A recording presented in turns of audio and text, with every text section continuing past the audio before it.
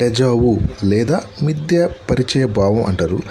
కొన్ని సందర్భంలో మనం ఇప్పుడు చూస్తున్న విషయాన్ని ఇంతకు ముందు ఎప్పుడో చూసినట్టు భ్రమ కలగడం, అంటే ఆ భ్రమనే మనం డెజావు అంటారు. అది మామూలుగా ఎగ్జాంపుల్గా ఏంటంటే, మనం ఏదైనా వర్క్ చేసేటప్పుడు కానీ ఏదైనా కొత్త ఏరియాకి వెళ్ళినప్పుడు అక్కడ అంతకుముందు ఎప్పుడు తిరిగినట్టు, అక్కడ మనం చేసే ప్రతి పని ఇది ఇంతకుముందు మనం ఎప్పుడో చేసినట్లుందే అని ఒక భ్రమగా కలుగుతుంటుంది. లేదా గత జన్మ మనకి ఏమన్నా గుర్తొస్తుందేమో అట్లా ఫీలింగ్ వస్తూ ఉంటుంది. దాన్నే డెజావు అని అంటారు. ఇది ఒక ఫ్రెంచ్ పదము. ఒక వ్యక్తిని కానీ స్థలాన్ని కానీ వస్తువుని కానీ అంతకుముందు చూసి ఉండటం నిజం కాదు, కానీ చూసినట్లు భావం మాత్రం కలుగుతూ ఉంటుంది. నెక్స్ట్ జైగార్నిక్ ప్రభావము. జైగార్నిక్ ప్రభావం అంటే, జైగార్నిక్ అనే ఒక ఆమె జర్మన్ మనోవిజ్ఞాన శాస్త్రజ్ఞురాలు. ఆమె కనుక్కోవడం వల్లే ఆమె పేరు మీదనే దానికి అలా పేరు వచ్చింది.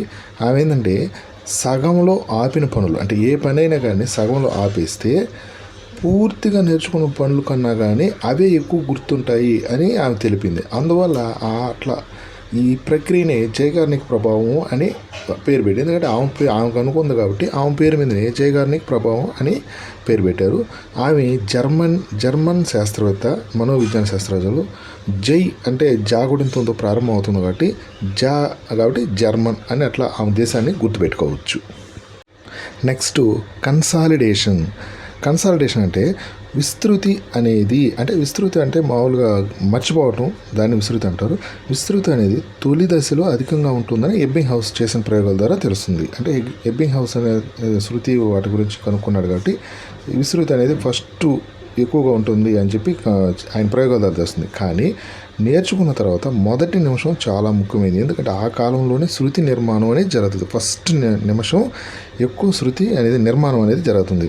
అందువల్ల ఇటువంటి ప్రక్రియని కన్సాలిడేషన్ అంటారు. అంటే మొట్టమొదటిగా ఏదైనా నేర్చుకున్నప్పుడు మొదటి నిమిషంలో శృతి ఏదైతే మనం నేర్చుకున్న విషయాన్ని దారణ రూపంలో మనకు నిలబడుతుందో దాన్నే కన్సాలిడేషన్ అంటారు. ఈ విషయాన్ని డంకన్ అనే శాస్త్రవేత్త ప్రయోగాత్మకంగా నిరూపించాడు.